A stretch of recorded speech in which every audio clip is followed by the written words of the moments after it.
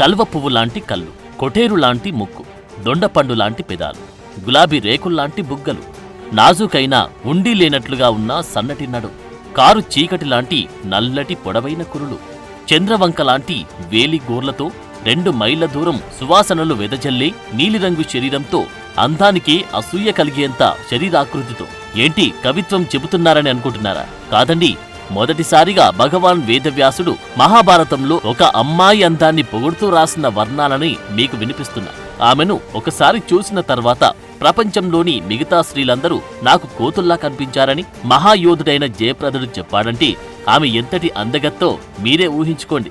ఆమెను ఒకసారి చూస్తే చాలు మా జీవితం ధన్యమైపోతుందని భావించే ఎంతో మంది యువరాజులు, వీరులు, యోధులు మనకు మహాభారతంలో కనిపిస్తారు.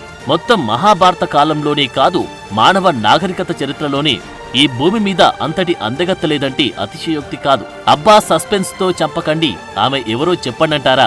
సో చెబుతున్నా, ఆమెవరో కాదు, Draupadi, the beauty with brain. మహాభారతంలో భానుమతి, రుక్మిణి, సత్యభామ, సుభద్ర ఇలా ఎంతో మంది అందగత్తలను మించిన అందగత్తే ద్రౌపది. ఈమెను కృష్ణ అని కూడా పిలుస్తారు. ద్రౌపది పాండవుల ధర్మపత్ని. 5 భర్తలున్న పతివ్రతగా చరిత్ర పుటల్లో నిలిచింది ద్రౌపది. మన పురాణాల్లో ఇప్పటి వరకు మొత్తం 5 కన్యలున్నారు. కన్య అంటే సతి అని అర్థం. వివాహమైన స్త్రీని ఆమె పవిత్రత కారణంగా పతివ్రత అంటారు. ఆ 5 పతివ్రతలు ఎవరంటే, 1 అహల్య, ఈమె గౌతమ మహర్షి భార్య. 2 తార, ఈమె వానర వీరుడు వాలి భార్య. 3 సీత, ఈమె రామచంద్రుడి భార్య. మండోదరి, ఈమె రావణాసురుడి భార్య. 5 ద్రౌపది, ఈమె పాండవుల భార్య. వీరందరినీ పంచకన్యలు లేదా పతివ్రతలంటారు. వీరందరి గురించి ఇంకొక వీడియోలో మనం వివరంగా చెప్పుకుందాం. ఇక మన కథలోకి వస్తే, ద్రౌపది 3 జన్మలకు ముందు మొదట ఈమె వేదవతిగా జన్మించారు. ఈమె బ్రహ్మర్షి కుశధ్వజుడు మాలావతి దంపతుల కుమార్తె. ఈమె జన్మించినప్పుడు వేదధ్వని వినిపించింది. అందువలన ఈమెకు వేదవతి అని పేరు పెట్టారు.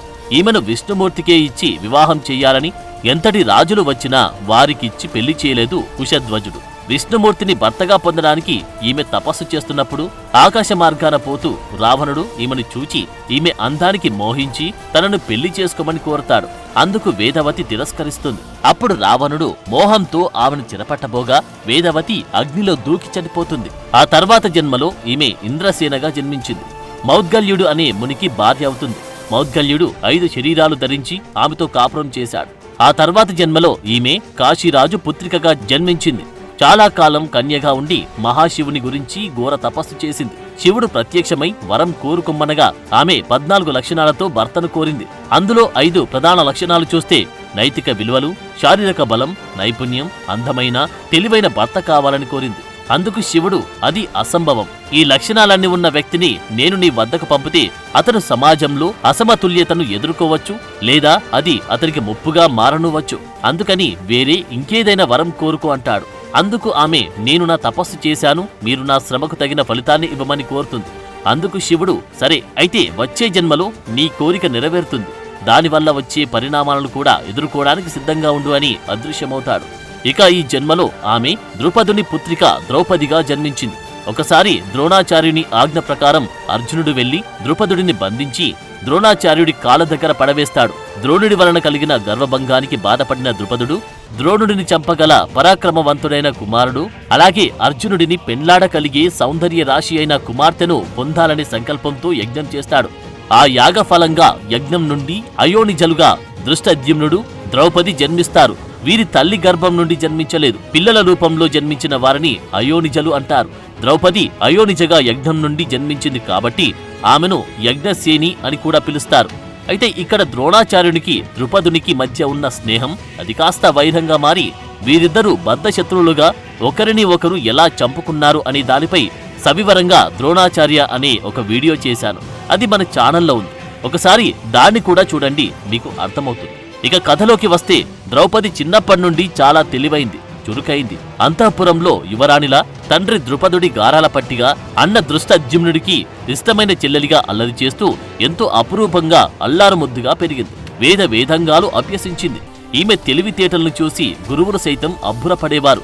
నాట్య కళలోనూ అద్భుత ప్రావీణ్యం సంపాదించింది. తమ రాజ్యంలోని పేదల పట్ల చాలా దయ కలిగి వారి అవసరాలన్నిటిని తీర్చేది. ఆకలితో ఉన్నవారికి అన్నపూర్ణలా అన్నం పెట్టేది. ఎన్నో రాజకార్యాల్లో తండ్రికి చేదోడు వాదోడుగా ఉండి ఎన్నో సమస్యలను పరిష్కరించేది. ద్రౌపదికి యుక్త వయసు వచ్చాక ఆమెను అర్జునుడికి ఇచ్చి పెళ్లి చెయ్యాలనే ఆలోచనలో ఉన్న ద్రుపదుడు పాండవులు లక్క ఇంటిలో ఉండగా అది కాలిపోయి వారు చనిపోయారని తెలుసుకుని ఎంతో శోకించాడు. కాని పాండవులు ఎక్కడో ఒక చోట బతికే ఉంటారని పురోహితులు చెప్పడం వల్ల అర్జునుడిని స్వయంవరానికి రప్పించడానికి ఒక మత్స్య యంత్రాన్ని ఏర్పాటు చేస్తారు. ఒక బలమైన ధనస్సును తయారు చేయించాడు. ఆ ధనస్సును ఎక్కుపెట్టి ఆకాశంలో తిరుగుతున్న చేపను కొట్టిన వాడికి తన కుమార్తెని ఇచ్చి వివాహం చేస్తానని ప్రకటించాడు. ఒక అర్జునుడు తప్ప వేరే వాళ్ళు ఆ మత్స్య యంత్రాన్ని కొట్టలేరని ఆయన నమ్మకం. అయితే అప్పటికే ద్రౌపది అసమాన అందగత్తె అని ఈ భూమండలమంతా తెలియడంతో ఆమెను పెళ్లి చేసుకోవడానికి కనీసం దూరం నుండైనా ఆమె అందాన్ని తనివి తీరా చూడాలని అన్ని రాజ్యాల నుండి రాకుమారులు, వీరాది వీరులు, ప్రజలు, బ్రాహ్మణులు తండోపతండాలుగా స్వయంవరానికి తరలివచ్చారు. వారందరిలో ఒకరిని వరించడానికి తెల్లటి పుష్పమాల ధరించి ద్రౌపది స్వయంవరం భవనంలోకి వస్తుంది. అంతే, ఆకాశంలో తలుక్కున మెరిసే నక్షత్రాన్ని చూసినట్లు స్వయంవరానికి వచ్చిన రాజులందరూ నోట మాట రాక ఆమె అందాన్ని చూస్తూ ఉండిపోయారు. ఏ దేవకన్యో లేక ఏ గంధర్వ కన్యో శాపవశాత్తు ఈ భూమిపైకి వచ్చిందని భావిస్తూ ఆమె అందాన్ని మైమర్చిపోయి చూడసాగారు. ఆమె నీలిరంగు శరీరం వెదజల్లే సువాసనలు 2 మైళ్ళ దూరం వరకు వ్యాపించాయి. రెప్పవేస్తే ఎక్కడ ఆమె మాయమైపోతుందన్నట్టుగా ఆమె నుండి వచ్చే సువాసనలు పీల్చుకుంటూ ఊపిరి బిగబట్టి అందరూ ఆమెనే చూడసాగారు. ఆమె ఎవరిని వరిస్తుందో వాడు చాలా అదృష్టవంతుడని, తామే ఆ అదృష్టవంతుడు కావాలని ఆ భగవంతునికి మనసులోనే వేల నమస్కారాలు చేసుకుంటున్నారు. దృష్టద్యుమ్నుడు స్వయంవరానికి వచ్చిన రాజులందరికీ మత్స్య యంత్రం గురించి వివరించాడు. అలాగే ద్రౌపదికి స్వయంవరానికి వచ్చిన రాజుల గురించి చెప్పాడు. దుర్యోధనుడు, దుశ్శాసనుడు సహా 100 మంది కౌరవులు, వారి పక్కనే ఉన్న కర్ణుడు, అశ్వత్థామ, విరాటుడు, జరాసంధుడు, సాత్యకి, సాంబుడు, ప్రద్యుమ్నుడు, శిశుపాలుడు, జయద్రథుడు, భగదత్తుడు మొదలైన అనేక మంది రాజులు, ఇంకా యదు, వృష్ణి, భోజ, అందక వంశరాజులు, అలాగే సంభావనల కోసం వచ్చిన బ్రాహ్మణ సమూహాలను ద్రౌపదికి చూపించాడు దృష్టద్యుమ్నుడు. శ్రీకృష్ణుడు తన అన్న బలరాముడితో కలిసి స్వయంవరానికి వచ్చాడు. మనకు వ్యాస మహాభారతంలో శ్రీకృష్ణుని ప్రస్తావన మొట్టమొదటిసారిగా ద్రౌపది స్వయంవర ఘట్టంలోనే కనిపిస్తుంది. స్వయంవరం మొదలైంది. ఒక్కొక్కరే వచ్చి తమ అదృష్టాన్ని పరీక్షించుకుంటున్నారు. కాని ఎవరు ఆ బలమైన ధనస్సును ఎక్కువ పెట్టలేకపోయారు. దుర్యోధనుడు సైతం ఆ ధనస్సును ఎత్తలేక అవమాన భారంతో వెళ్లి తన సీట్లో కూర్చుంటాడు. శల్యుడు లాంటి వీరులు ధనస్సును ఎక్కుపెట్టినా మత్స్యయంత్రాన్ని ఛేదించలేకపోయాడు. తర్వాత కర్ణుడు వస్తాడు. అందరూ కర్ణుడు తప్పక ఆ మత్స్యయంత్రాన్ని ఛేదిస్తాడనుకున్నారు. ఎందుకంటే అర్జునుడితో సహా పాండవులంతా చనిపోయారని ప్రజలందరికీ తెలుసు. కాబట్టి ఇక ఈ భూమండలంలో కర్ణుడిని మించిన విల్లుకాడు లేడని అందరి నమ్మకం. కర్ణుడు చేపను గురిచూసి బాణాన్ని సంధిస్తాడు. ఒక్క వెంట్రుక వాసిలో చేప తప్పించుకుంటుంది. అప్పుడు దుర్యోధనుడు లేచి ద్రుపదుడు కావాలని రాజులందరినీ అవమానించడానికి ఈ మత్స్యయంత్రాన్ని ఏర్పాటు చేశాడు. కర్ణుడికే సాధ్యం కానప్పుడు ఇంకెవరు ఛేదిస్తారని అంటారు. అప్పుడు బ్రాహ్మణ వేషంలో ఉన్న అర్జునుడు లేచి 5 బాణలతో మత్స్యయంత్రాన్ని పడగొడతాడు. వచ్చిన రాజులందరూ ఆశ్చర్యపోయారు. వీరులైన మహారాజులకే సాధ్యం కాని దాన్ని ఒక బ్రాహ్మణ యువకుడు ఛేదించేసరికి వారికి నోట మాట రాలేదు. ఆ తర్వాత ద్రౌపది అర్జునుడి మెడలో పూలమాల వేస్తుంది. ద్రౌపదిని తీసుకుని అర్జునుడు మిగతా సోదరులందరితో కలిసి తాము నివాసముండి ఏకచక్రపురానికి వచ్చి తన తల్లి కుంతీదేవితో అమ్మా బహుమతి తెచ్చాను అంటాడు అర్జునుడు. అప్పుడు పూజలో ఉన్న కుంతికి సరిగా వినపడక భిక్ష తెచ్చాడనుకుని 5 అన్నదమ్ములు సమానంగా పంచుకోండి అంటుంది. ఆ తర్వాత ద్రౌపదిని చూసి అయ్యో తప్పైందే, నేను అన్నం తెచ్చావనుకుని 5 సోదరులు పంచుకోమన్నాను. ఒక అమ్మాయిని ఎలా పంచుకుంటారు, అది తప్పు కదా అని మదన పడసాగింది. అప్పుడు అక్కడకు శ్రీకృష్ణుడు వచ్చి ద్రౌపది గత జన్మలో మహాశివుడిని 5 గుణాలు కలిగిన భర్తను ప్రసాదించమని వరం కోరుతుంది. అప్పుడు శివుడు 5 గుణాలు ఒక్కరిలో ఉండడం అసాధ్యమని చెప్పి ఇంద్రుని 5 మూర్తులుగా రూపొందించాడు. ఆ పంచేంద్రియాలే ధర్ముడు, వాయువు, ఇంద్రుడు, అశ్వినులు. వారి ద్వారా ఈ జన్మలో పంచపాండవులు జన్మించారు. కాబట్టి 5 పాండవులు ఒక్క ద్రౌపదిని పెళ్లి చేసుకోవడం తప్పు కాదు, అది విధి అని చెప్పి ద్రౌపదిని పాండవులకిచ్చి పెళ్లి జరిపిస్తాడు. పెళ్లి తర్వాత 5 పాండవులు ద్రౌపదితో కాపురం చేయడానికి కొన్ని నియమాలను రూపొందించుకుంటారు. దాని ప్రకారం ఆమె ఒక పాండవుడికి 1 సంవత్సరం మాత్రమే భార్యగా ఉంటుంది. 1 సంవత్సరం తర్వాత ఆమె తన మొదటి భర్త నుండి తనను తాను మానసికంగా, శారీరకంగా దృఢంగా తయారు చేసుకోవడానికి 1 నెల పాటు రెస్ట్ తీసుకుంటుంది. ఒకవేళ సంవత్సరం చివరలో ఆమె గర్భం దాలిస్తే బేబీ జన్మించేంత వరకు ఆమె ఒంటరిగానే ఉంటుంది. పుట్టిన బిడ్డ ఆలనా పాలన చూడడానికి బాబుకి 1 సంవత్సరం నిండేంత వరకు కూడా ఆమె ఒంటరిగానే ఉంటుంది. ఆ తర్వాత బాబుని అతని తండ్రికి అప్పగించి రెండవ భర్త దగ్గరికి వెళ్తుంది. ఈ విధంగా ఆమె 5 భర్తలతో కాపురం చేస్తుంది. ఆమె ఒక పాండవుని దగ్గర భార్యగా ఉన్నప్పుడు ఆమె గదిలోకి అప్పటి భర్తను మాత్రమే అనుమతిస్తారు. మిగతా పాండవులు ఆమె గదిలోకి ప్రవేశించకూడదు. వారి ఏకాంతాన్ని చూడకూడదు. ఒప్పందాన్ని మీరి ఒకవేళ ఎవరైనా వారిని చూస్తే వారు 1 సంవత్సరం పాటు తీర్థయాత్రలు చేస్తూ బయట అరణ్యంలో జీవించాలి. అలాగే మన జీవితం చివరి వరకు ద్రౌపదినే పాండవుల పట్టపురాణిగా ఉంటుంది. ఒకవేళ ఎవరైనా పాండవుడు ఇంకో పెళ్లి చేసుకున్నా ఆమెను ఇంద్రప్రస్థంలోకి తీసుకురాకూడదు. వారిని వారి రాజ్యంలోనే ఉంచాలి. ఈ నియమాలన్నింటికీ కట్టుబడి ఉంటామని పాండవులందరూ వాగ్దానం చేశారు. ఈ విధంగా ద్రౌపది 5 భర్తలతో కాపురం చేసింది.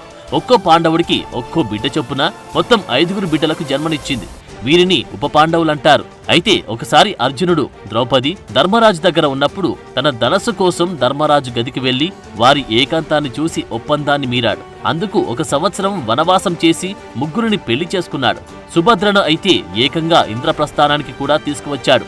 అయితే ఇంకొంతమంది ద్రౌపదికి సూర్య భగవానుడు వరం ఇచ్చాడని, వరప్రభావం చేత ఆమె నిత్య కన్యగా ఉంటుందని, అంటే ఆమె మొదటి భర్తతో కాపురం చేసి పిల్లాడిని కన్న తర్వాత ఆమె కన్యత్వం చెడకుండా సాధారణ స్థితికి వస్తుందని, శరీరాకృతి మారదని, తద్వారా ఆమె 5 భర్తలకు బిడ్డలను కన్నా కూడా ఆమె కన్యత్వం పెళ్లికి ముందులాగానే ఉంటుందని అన్నారు.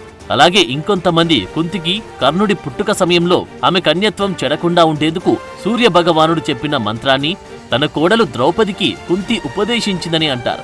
దీని ప్రకారం ఆమె ఇంకో భర్త దగ్గరకు వెళ్లేటప్పుడు అగ్నిగుండం ద్వారా నడిచి వెళ్తుందని, అప్పుడు ఆమె శరీరాకృతి నిత్య యవ్వనంగా మారుతుందని, అందుకే ఆమెను యజ్ఞసేని అని కూడా పిలుస్తారని చెబుతున్నారు.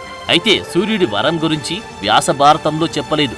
ద్రౌపది తన అత్త కుంతీదేవిని ఎంతో ప్రేమగా సొంత తల్లిలా చూసుకునేది. కుంతి పట్ల ఎంతో అనుకువగా ఉండి ఆమెకు సపర్యలు చేసేది. అంతేకాక తనను అర్జునుడు గెలిచి తెచ్చినప్పటికీ 5 భర్తల పట్ల ఒకే ప్రేమను కనపరిచేది. వారిలో ఒకరిని పొగిడి ఇంకొకరిని తక్కువ చేసేది కాదు. తద్వారా పాండవులందరూ తమలో తాము కొట్టుకోకుండా, విడిపోకుండా చివరి వరకు ఉమ్మడిగా జీవించడానికి, యుద్ధంలో ఒక్కటిగా పోరాడడానికి ద్రౌపదే కారణం. ఆ తర్వాత పాండవులు ఇంద్రప్రస్థానాన్ని రాజధానిగా చేసుకుని రాజసూయ యాగాన్ని కూడా చేస్తారు. ఆ యాగం సందర్భంగా దుర్యోధనుడు ఇంద్రప్రస్థాన్ని సందర్శిస్తాడు. అక్కడ మయుడు నిర్మించిన మాయా మందిరంలోకి ప్రవేశించి అక్కడ ఉన్న అనేక వింతలు చూసి భ్రమపడి ఒక కొలనులో పడతాడు. అది చూసి నవ్విన ద్రౌపది అందేకా పుత్ర అందస్య అంటే అంధుడు కొడుకు అంధుడు అని దుర్యోధనుడిని అవమానించిందని, అందుకే దుర్యోధనుడు ఆమె మీద ఎలాగైనా పగ తీర్చుకోవాలనుకున్నాడని అంటారు. ఈ కథ కేవలం జానపద సినిమా కథ మాత్రమే. వ్యాస భారతంలో దీని ప్రస్తావన లేదు. ఇది మొత్తం బూటకపు కథ. పాండవుల ఆధిపత్యాన్ని చూసి కన్నెర్ర చేసుకున్న దుర్యోధనుడు వారిని హస్తినాపురానికి పిలుస్తాడు. అక్కడ ద్రౌపది దుర్యోధనుడి భార్య భానుమతితో సొంత సోదరితో ఉన్నంత ప్రేమగా, స్నేహంగా ఉంటుంది. అలాగే మామ ధృతరాష్ట్రునితోనూ అత్త గాంధారితో చాలా బాగా మాట్లాడేది. వారిని ఎంతో గౌరవంగా చూసుకుంది. వారు కూడా ద్రౌపది అణుకువకు, ఆమె తెలివితేటలకు ముగ్ధులై సొంత కోడలులాగానే ప్రేమగా చూసుకున్నారు. తర్వాత కుటిల బుద్ధితో ఉన్న దుర్యోధనుడు తన మామ శకుని చేత ధర్మరాజుతో పాచికల ఆట ఆడిస్తాడు. అందులో ధర్మరాజు తన సమస్త రాజ్యాన్ని పోగొట్టుకుంటాడు. అంతేగాక తనతో పాటు తన తమ్ముళ్లను, ద్రౌపదిని పందెంలో ఒడ్డి ఓడిపోతాడు. అప్పుడు దుర్యోధనుడు తన దాసి అయిన ద్రౌపదిని సభలోకి ఈడ్చుకురమ్మని తమ్ముణ్ణి కోరగా దుశ్శాసనుడు ద్రౌపదిని జుట్టుపట్టి సభలోకి ఈడ్చుకు వస్తాడు. సభలో ఉన్న పెద్దలందరితో ద్రౌపది ధర్మరాజు తానోడి నన్నోడేనా లేక నన్నోడి తానోడేనా నా ప్రశ్నకు సమాధానం చెప్పమంటుంది. ధర్మరాజు ముందు తాను ఓడిపోయినప్పుడు నన్ను పందెంలో కాసే అర్హత అతనికి ఎలా ఉంటుంది అని ధర్మ సందేహమైన ప్రశ్నను అడగగా సభలోని పెద్దలెవరూ ఆమెకు సమాధానం చెప్పలేకపోతారు. దుర్యోధనుడు ఆమెను కూర్చోమని తన తొడను చూపించాడు. అప్పుడు భీముడు దుర్యోధనుడి తొడలు విరగొడతానని ప్రతిజ్ఞ చేస్తాడు. తన జుట్టు పట్టి సభలోకి ఈడ్చుకు వచ్చిన దుశ్శాసనుడు చచ్చేంత వరకు తన జుట్టు ముడివేయనని ద్రౌపది చెప్పగా దుశ్శాసనుడి గుండెలు చీల్చి ఆ రక్తంతో ద్రౌపది జుట్టు ముడివేస్తానని భీముడు శపథం చేస్తాడు. అప్పుడు దుర్యోధనుడు ద్రౌపదిని వివస్త్రను చేయమని చెప్పగా దుశ్శాసనుడు ఆమె చీరను లాగుతాడు. ఈ అన్యాయాన్ని వికర్ణుడు, యుయుత్సుడు, అశ్వత్థామ మాత్రమే ఖండించారు. మిగిలిన పెద్దలందరూ తలలు దించుకొని మౌనంగా ఉండిపోయారు. అప్పుడు ద్రౌపది శ్రీకృష్ణుణ్ణి ప్రార్థించగా కృష్ణుడు ఆమెకు చీరనిచ్చి రక్షిస్తాడు. అంతకుముందు ఏ మహారాణికి జరగని అవమానాలు నిండు సభలో ద్రౌపదికి జరిగాయి. తర్వాత ద్రౌపదికి జరిగిన అవమానానికి చింతించిన ధృతరాష్ట్రుడు ఆమె భర్తలకు బానిసత్వం నుండి విముక్తి కలిగించడంతో పాటు వారు పోగొట్టుకున్న వారి రాజ్యాన్ని వారికి తిరిగిస్తాడు. పాండవులు వారి రాజ్యానికి తిరిగి వెళ్తుండగా వారిని వెనక్కి రప్పించిన దుర్యోధనుడు మరలా ధర్మరాజును పాచికల ఆట ఆడమంటాడు. ఒకసారి ఓడిన బుద్ధిరాని ధర్మరాజు పాచికల ఆట ఆడతాడు. అయితే ఈసారి యుక్తిగా ఆలోచించిన సుయోధనుడు 12 ఏళ్లు వనవాసం, 1 సంవత్సరం అజ్ఞాతవాసం చెయ్యాలని బంధం చెబుతాడు. ధర్మరాజు ఓడిపోవడంతో రాజ్యాన్ని వదిలివేసి తమ్ముళ్ళు ద్రౌపదితో వనవాసానికి వెళ్లిపోతాడు. అయితే ఇక్కడ ద్రౌపదికి అంతఃపురంలో ఉండే అవకాశమున్నా కూడా అన్ని వదులుకొని తన భర్తల వెంట అడవులకు వెళ్తుంది. ఆ సమయంలో సైంధవుడు ద్రౌపదిని అపహరించడానికి ప్రయత్నించాడు. ఈ సైంధవుడిని జయద్రథుడు అని కూడా అంటారు. ఇతను 100 మంది కౌరవులకు సోదరైన దుశ్శల భర్త. వరుసకు ద్రౌపదికి అన్నయ్య అవుతాడు. అయినా ద్రౌపది అందానికి పరవశుడై ఉచ్చనీచాలు మరచిన సైంధవుడు పాండవులు వనవాసం చేసే చోటికి వెళ్లి పాండవులు లేని సమయంలో ద్రౌపదిని ఎత్తుకెళ్లాలని ప్రయత్నిస్తాడు. అప్పుడు భీముడు వాడితో యుద్ధం చేసి చంపబోతాడు. అప్పుడు ధర్మరాజు అడ్డుకుని అతను మన చెల్లెలు దుశ్శల భర్త, చెల్లెల్ని విధవరాల్ని చేయవద్దని చెప్పగా అప్పుడు భీముడు జయద్రథుడిని చంపకుండా గుండు గీసి వదిలేస్తాడు. 12 ఏళ్లు వనవాసం ముగిశాక పాండవులు అజ్ఞాతవాసం కోసం విరాటపురానికి వెళ్లి విరాటిని కొలువులో పనిచేస్తారు. అప్పుడు ద్రౌపది విరాటరానికి సైరంధ్రిగా అంటే పని మనిషిగా ఉంటుంది. ఆ సమయంలో ఆమెను చూసిన కీచకుడు ఆమెను బలవంతంగా అనుభవించడానికి ప్రయత్నించి భీముని చేతిలో మరణిస్తాడు. ఇలా ద్రౌపది అందమే ఆమె పాలిట ఎన్నో కష్టాలను తీసుకువచ్చింది. అజ్ఞాతవాసం కూడా ముగించిన పాండవులు తమ రాజ్యం తమకు తిరిగివ్వమని, అలా కాని పక్షంలో కనీసం 5గురకు 5 ఊళ్ళైనా ఇవ్వమని కృష్ణుడికి చెప్పి రాయబారం చేయమంటారు. అప్పుడు ద్రౌపది తన భర్తలను దూషిస్తుంది. రాజ్యం వీరభోజ్యం, మహావీరులైన మీరు యుద్ధం చేసి మీ రాజ్యాన్ని మీరు గెలుచుకోకుండా 5 ఊర్లిచ్చినా చాలంటారా? మీకు చేతకాకపోతే చెప్పండి, నేను నా తండ్రి ద్రుపదుడి వద్దకు వెళ్లి నా అన్న దృష్టద్యుమ్నుడితో దుర్యోధనుణ్ణి ఓడించి నా ప్రతిజ్ఞను నెరవేర్చుకుంటారని చెప్పగా అప్పుడు భీముడు ఆమెకు సపోర్టుగా మాట్లాడతాడు. చివరకు ద్రౌపది అభిప్రాయం ప్రకారం శ్రీకృష్ణుడు హస్తినాపురానికి రాయబారానికి వెళ్లి అక్కడ దుర్యోధనుణ్ణి రెచ్చగొట్టినట్లు మాట్లాడతాడు. కృష్ణుడి మాటలకు కోపగించుకున్న సుయోధనుడు సూదిమెన మోపినంత భూమి కూడా పాండవులకు ఇవ్వను, చేతనైతే యుద్ధం చేసి గెలుచుకోమంటాడు. చివరకు 18 రోజుల పాటు కురుక్షేత్ర సంగ్రామం జరుగుతుంది. 18 అక్షౌహిణుల సైన్యం దారుణంగా తుడిచిపెట్టుకుపోతుంది.